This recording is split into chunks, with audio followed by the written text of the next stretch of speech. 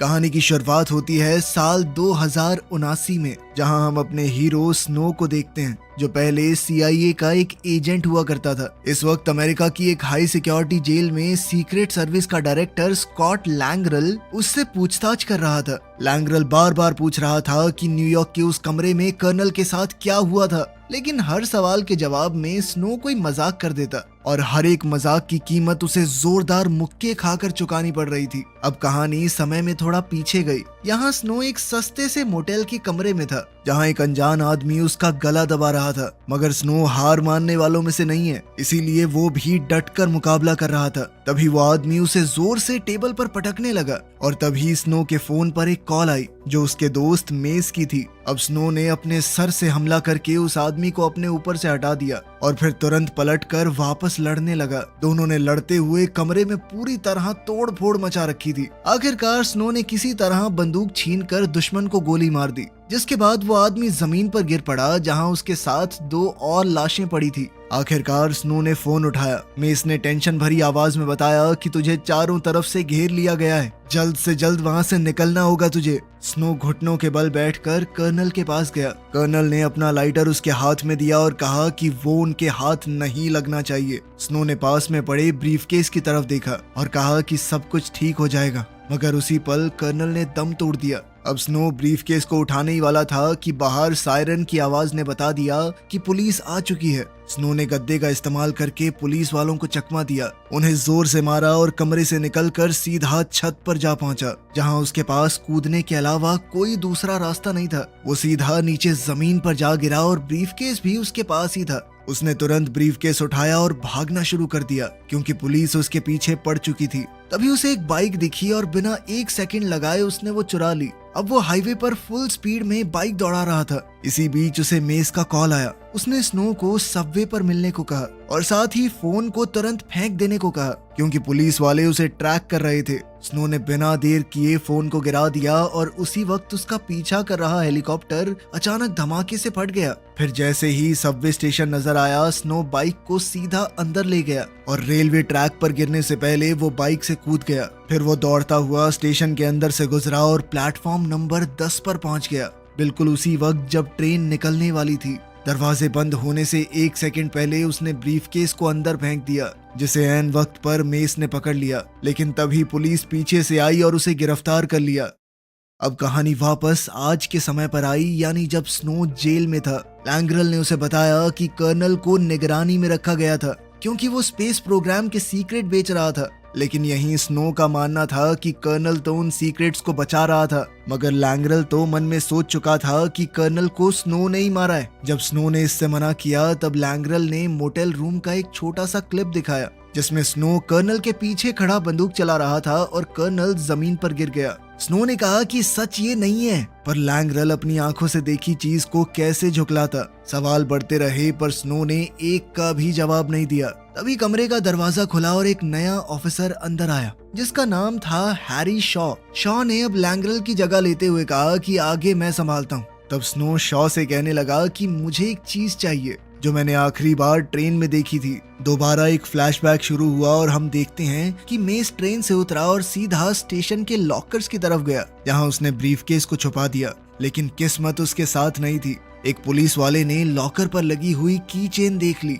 जो मेस गलती से वहीं पर छोड़ गया था। मेस घबरा कर वहां से निकलने लगा, लेकिन जल्दी में वो एक आदमी से टकरा गया। इस टक्कर से उसकी बंदूक हाथ से छूटकर जमीन पर गिर गई और अचानक से गोली चल गई, जो सीधा जाकर एक पुलिस वाले को लगी। जिसके बाद दूसरे ऑफिसर ने बिना देरी किए मेस को गोली मार दी और उसे पकड़ लिया। अब इंटेरोगेशन रूम में शॉ ने स्नो से पूछा कि उसका बैकअप साथी कौन था। स्नो ने जोर से कहा कि मैं नहीं बताऊंगा, क्योंकि तुम सीधा जाके अपने बॉस को बता दोगे। लेकिन इसके साथ साथ उसने टेबल पर पड़ी सिगरेट की राख से चुपके से मेस का नाम लिख दिया। अब शॉ पूरी बात समझ चुका था। उसने बिना ज्यादा दिखाए राख को साफ कर दिया और पूछताछ वहीं पर खत्म कर दी। इसके बाद हम प्रेसिडेंट की बेटी एमिली को देखते हैं। वो इस वक्त एक स्पेसशिप में कहीं जा रही थी। उसके साथ उसका बॉडीगार्ड हॉक और उसकी दोस्त कैथरीन भी थे।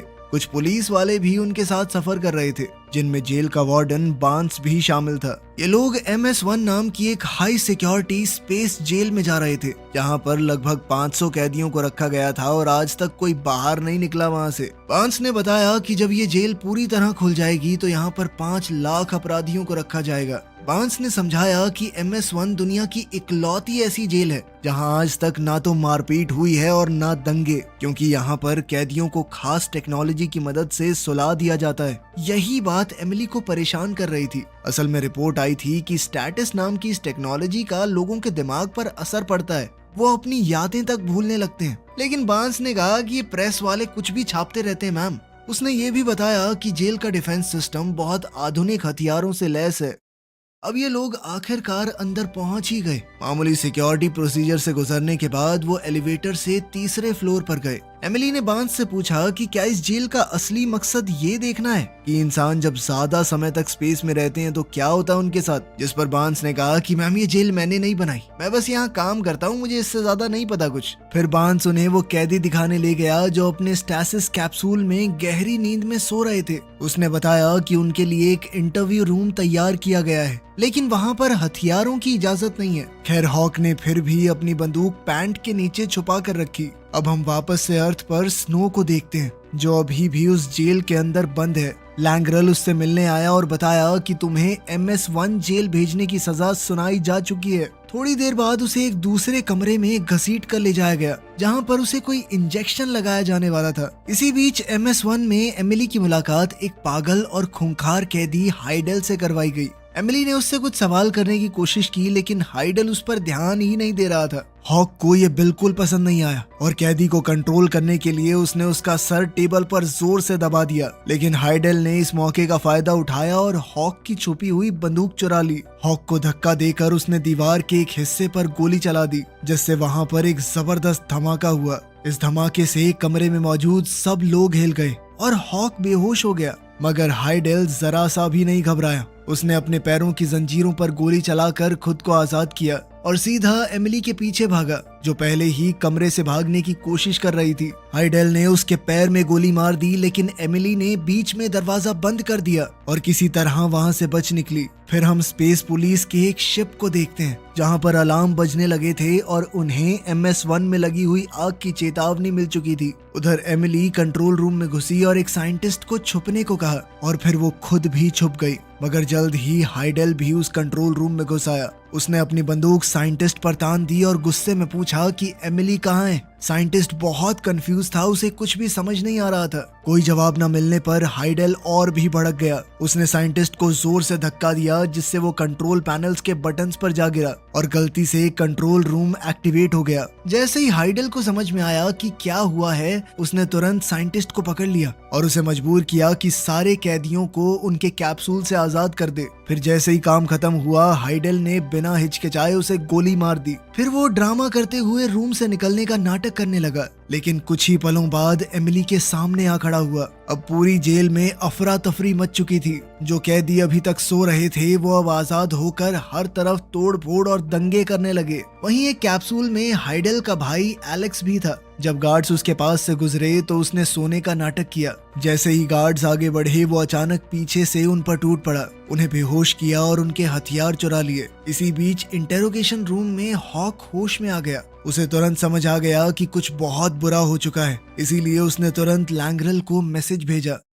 उधर कंट्रोल रूम में हाइडेल ने एमिली को पकड़ लिया था। उसने एमिली को टेबल पर जोर से दबाया। वो उसके साथ जबरदस्ती करने की कोशिश कर रहा था। तभी एलेक्स वहां पहुंच गया, जो कैदियों के एक छोटे से ग्रुप का लीडर बन चुका था। उसने हाइडेल को रोका और कहा कि हमें पुलिस का सामना करना है, उसके लिए हमें हॉस्टेज चाहिए होंगे, हम इस लड़की को ढाल बना सकते हैं। उसी वक्त पुलिस ने कैदियों से संपर्क करने की कोशिश की। तभी एलेक्स ने स्क्रीन पर पुलिस स्पेसशिप्स को अपनी तरफ आते हुए देखा और वो समझ गया कि उन्हें घेर लिया गया है। अब हाइडेल ने एक और साइंटिस्ट को पकड़कर सिक्योरिटी सिस्टम एक्टिवेट करने को कहा, मगर साइंटिस्ट ने डर के मारे बड़ा सा रेड बटन दबा दिया, जिससे उस आधुनिक जेल के हथियार एक्टिवेट हो गए और उसने पुलिस की शिप्स पर ही फायरिंग शुरू कर दी। इसी दौरान लैंग्रल और शॉ व्हाइट हाउस में प्रेसिडेंट से मिलने गए और उन्हें MS-1 के हालात बताए। प्रेसिडेंट अपनी बेटी को लेकर बहुत परेशान था, लेकिन एमिली के शरीर में लगी हुई एक चिप की वजह से उसे पता है कि अब ही तो वो जिंदा है। वो डिवाइस हर वक्त एमिली के शरीर को ट्रैक करता है। अब लैंग्रेल वहाँ पर सीधा स्पेशल फोर्सेस को भेजना चाहता था, लेकिन शॉ ने कहा कि पहले थोड़ा सोच लेते हैं। उसने समझाया कि अगर फौजियों को भेजा गया तो एमिली की जान खतरे में पड़ सकती है। फिर उसने एक दूसरा प्लान बताया जिसमें सिर्फ एक आदमी ये काम कर सकता है।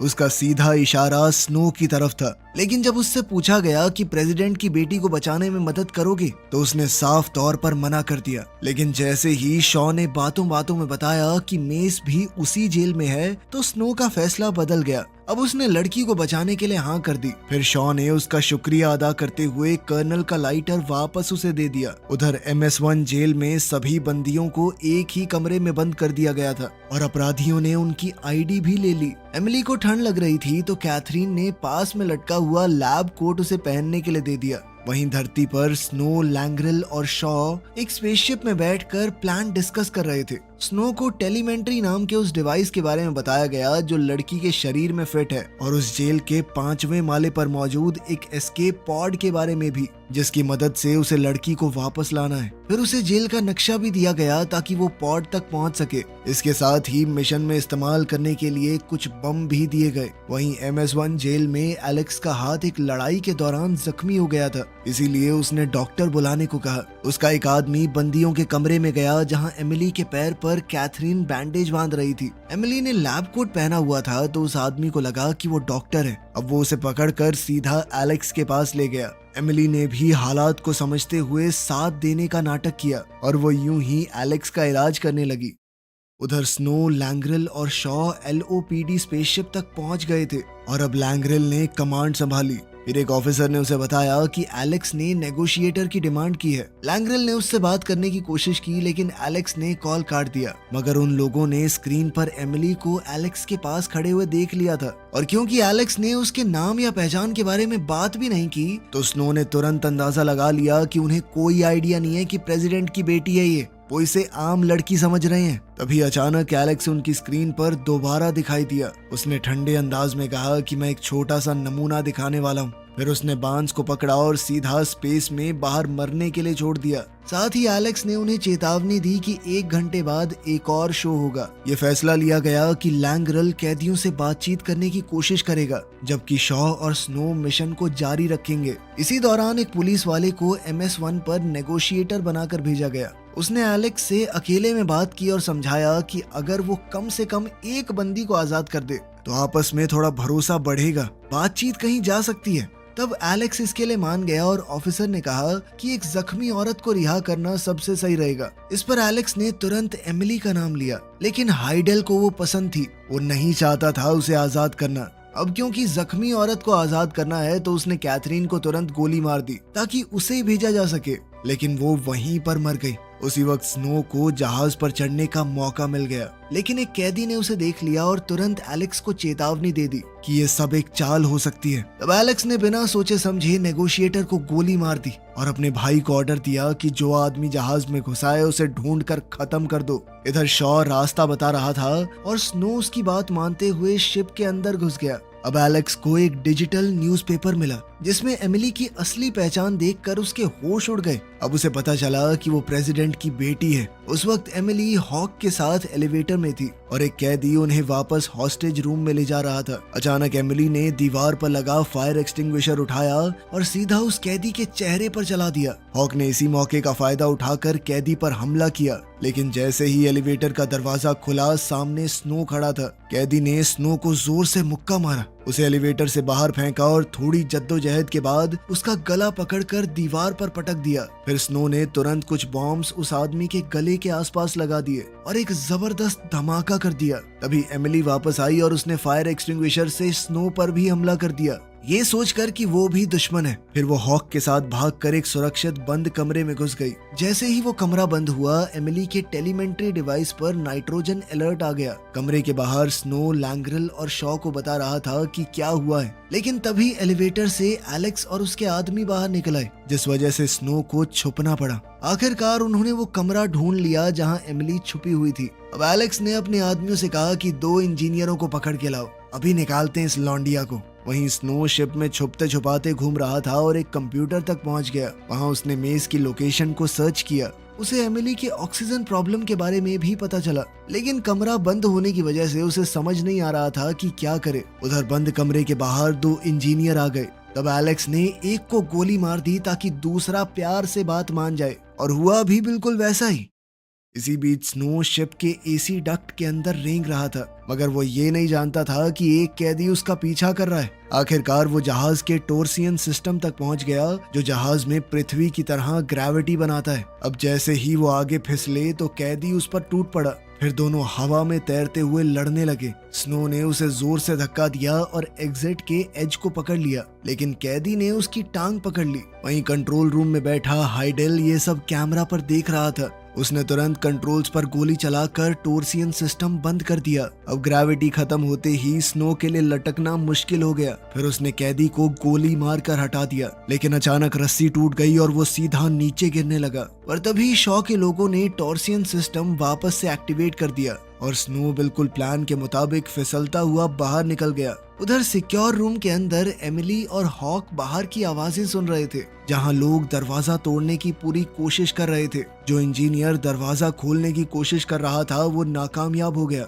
अब जैसे ही नए इंजीनियर को उसकी जगह पर बुलाया गया, एलेक्स ने बिना हिचकिचाए पहले वाले को गोली मार दी। खैर अंदर ऑक्सीजन खत्म होने वाली थी। हालात इतने खराब हो चुके थे कि हॉक ने अपनी जान कुर्बान कर दी ताकि बची हुई ऑक्सीजन एमिली को ज्यादा देर तक मिल जाए। उधर स्नो अभी भी शाफ्ट्स के जरिए रेंग रहा था। आखिरकार उसे वो कमरा मिल गया और उसने शाफ्ट का ढक्कन ब्लास्ट करके एंट्री मारी। जब उसने एमिली को देखा तो वो बेहोश हो चुकी थी, लेकिन शॉ के पास एक मेडिकल किट थी। एक डॉक्टर की इंस्ट्रक्शंस मानते हुए वो जैसे तैसे एमिली को वापस होश में ले आया। होश में आते ही एमिली चौंक गई और उसने स्नो को जोर से धक्का दे दिया। तब स्नो ने शांत होकर कहा कि वो उसकी मदद के लिए आया है। फिर वो उसे शाफ्ट के जरिए बाहर ले गया, लेकिन जाने से पहले वो एलेक्स और उसके आदमियों के लिए एक बम छोड़ गया। जैसे ही वो लोग कमरे में घुसे तो वहाँ जोरदार धमाका हुआ। पता नहीं कैसे एमिली और स्नो को गाइड कर रहे शॉ की आवाज अब सभी कैदियों को भी सुनाई दे रही थी। फिर एलेक्स ने एक कम्युनिकेटर ऑफिसर को अपने पास बुलाया। एलेक्स ने उससे कहा कि सिग्नल काट दे वरना तेरी गर्दन काटूंगा मैं।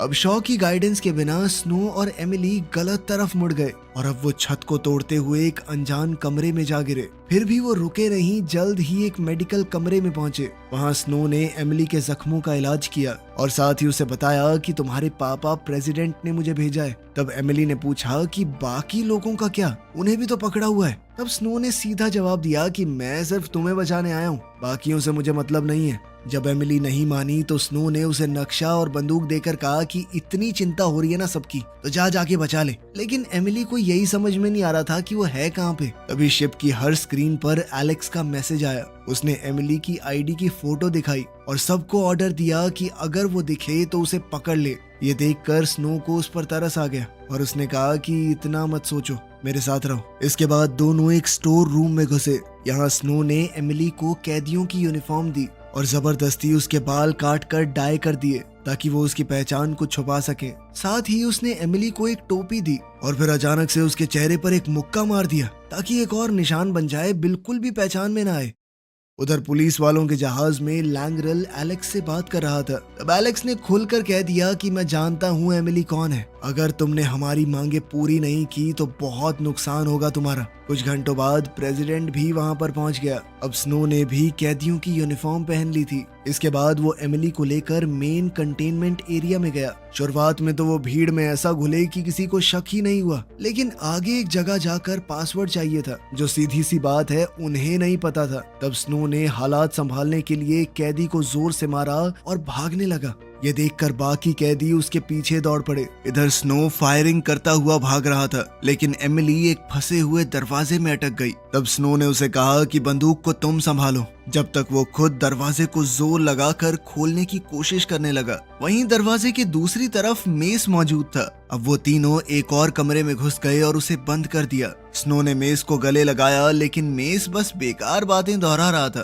तब एमिली ने बताया कि ये इतने दिन से सोया हुआ था तो इसकी याददाश्त पर असर हुआ है। जब मेस से ब्रीफकेस के बारे में पूछा गया तो वो फिर से अजीबोगरीब बातें बोलने लगा। तभी उन्होंने सुना कि एलेक्स और उसके लोग एक खास औजार से दरवाजा खोलने की कोशिश कर रहे हैं, जिसके बाद वो तीनों तुरंत वहां से भाग निकले। अब एलेक्स को लगा कि वो उन तक पहुंच ही गया है, लेकिन जहां से आवाज आ रही थी वहां सिर्फ एक अलार्म मिला जो स्नो ने उन्हें भटकाने के लिए छोड़ा था। मगर इस सब के बीच MS-1 जहाज कंट्रोल खोने लगा और सीधा जाकर इंटरनेशनल स्पेस स्टेशन से टकरा गया। अब हालात और भी ज्यादा खतरनाक हो चुके थे। टकराव की वजह से स्पेसशिप के हल में गड़बड़ी हो गई और मेस बाकी सबसे अलग हो गया। स्नो ने उसे पैनिक बटन दबाने के लिए कहा, लेकिन मेस उसकी बात को समझ ही नहीं पा रहा था। इसलिए स्नो दरवाजा खोलने के लिए कुछ ढूंढने निकल गया। एमिली ने तब तक मेस के मुंह से और भी बिना सिर पैर की बातें सुनी, लेकिन जब स्नो वापस आया तो पता चला कि दरवाजा खोलना तो नामुमकिन है और मेस ठंड में जमकर मर चुका था। वहीं दूसरी ओर पुलिस के जहाज में लैंग्रल को बताया गया कि MS-1 लगभग 6 घंटे के अंदर धरती से टकरा जाएगा। इसीलिए उसने डिपार्टमेंट ऑफ जस्टिस को एक प्लान के साथ कॉल करने का फैसला किया। इसी बीच स्नो और एमिली आखिरकार पॉड रूम तक पहुंच गए थे, जहां उन्होंने देखा कि गवर्नमेंट शिप्स उनकी तरफ आ रही हैं, लेकिन उन्हें बचाने के लिए नहीं। जो पॉड उन्हें मिला था उसमें सिर्फ एक ही सीट थी, तो स्नो ने एमिली से झूठ कह दिया कि मेरे पास दूसरा पॉड है ना, मैं उसकी मदद से आता हूँ। फिर पॉड लॉन्च हो गया, लेकिन कुछ ही पलों बाद एमिली स्नो के पीछे खड़ी नजर आई। वो जानती थी कि जब तक वो जहाज पर रहेगी उसके पिता हमले की इजाजत नहीं देंगे, क्योंकि वो अभी भी मासूम लोगों को बचाना चाहती थी। वहीं स्नो मदद तो नहीं करना चाहता था, लेकिन एमिली ने झूठ बोलकर उसका मन बदल दिया कि मेस ने मुझे मरने से पहले ब्रीफकेस की लोकेशन बता दी थी। तभी हाइडेल शिप की स्क्रीन पर आया और उसने धमकी दी कि अगर एमिली ने अपनी लोकेशन नहीं बताई तो वो हर 3 सेकंड में एक हॉस्टेज को मार देगा। तब एमिली ने मजबूर होकर अपनी लोकेशन दे ही दी, लेकिन हाइडेल ने फिर भी सभी मासूम लोगों को मार डाला। फिर स्नो ने उसे खींचकर एलिवेटर में डाला ताकि यहाँ से निकल सके, और तब एमिली ने सच बताया कि उसे ब्रीफकेस की लोकेशन नहीं पता। अब एलिवेटर फ्लोर्स के बीच में अटक गई थी, तो स्नो ने जोर लगाकर दरवाजे खोले। फिर दोनों एक कमरे में कूद गए जहां उन्हें सबूत मिले कि कैदियों पर एक्सपेरिमेंट किए जा रहे थे। लेकिन तभी एलेक्स और उसके आदमी वहां पहुंच गए। स्नो ने बचने की कोशिश की, लेकिन एक गोली ने उसे शाफ्ट्स में गिरा दिया। इसके बाद एलेक्स एमिली को वापस कंट्रोल रूम में ले गया। उधर शाफ्ट में जब स्नो को होश आया तब शॉ ने एक प्राइवेट लाइन की मदद से उससे बात की। शॉ ने सबसे पहले मेस के बारे में पूछा और फिर बताया कि यहाँ से निकलना कैसे है। उधर कंट्रोल रूम में एलेक्स लैंग्रल से बात कर रहा था, जो उसे हमले की धमकी दे रहा था। एलेक्स ने एमिली से कहा कि वो अपने पिता से हमला बंद करने को कहे, लेकिन एमिली ने कहा कि पूरी जेल को ही उड़ा देना चाहिए, सिर्फ दरिंदे बचे हैं यहाँ पर। लेकिन फिर भी प्रेसिडेंट ने हमला करने से मना कर दिया, जिसके बाद लैंग्रल ने कॉन्स्टिट्यूशन रूल्स का इस्तेमाल करके उन्हें उनकी पोस्ट से हटा दिया, क्योंकि प्रेसिडेंट अपने निजी मामले को देश से ऊपर रख रहा था। इसके बाद लैंग्रल ने हमले की इजाजत दे दी। एलेक्स और हाइडल ने जब सामने से आ रही शिप्स देखी तो दोनों के बीच जोरदार झगड़ा शुरू हो गया। हाइडल ने अपने ही भाई को चाकू मार दिया और एमिली के पीछे भाग रहा था, लेकिन बिल्कुल सही वक्त पर स्नो वहां पहुंच गया और उसने हाइडल को बेहोश कर दिया। यहाँ MS-1 सिक्योरिटी शिप्स की गोलीबारी का सामना कर रही थी और कैदी उनका पीछा कर रहे थे। तब स्नो एमिली को एक कमरे में ले गया, जिसके बारे में उसे शॉ ने बताया था। अब दोनों ने दरवाजा लॉक किया, स्पेशल स्पेस सूट्स पहने और जहाज में धमाका होने से बिल्कुल पहले उससे कूद गए। धमाके की फोर्स ने उन्हें इतनी जोर से धकेल दिया था कि वो सीधा धरती पर लैंड कर गए, जहां पुलिस ने उन्हें ढूंढ लिया और आखिरकार एमिली को रेस्क्यू कर लिया गया। फिर स्नो को दोबारा से गिरफ्तार कर लिया गया। कुछ दिनों बाद एमिली हॉस्पिटल बेड पर थी जब उसके टैबलेट पर लिखे एक कोट ने उसे सब कुछ समझा दिया।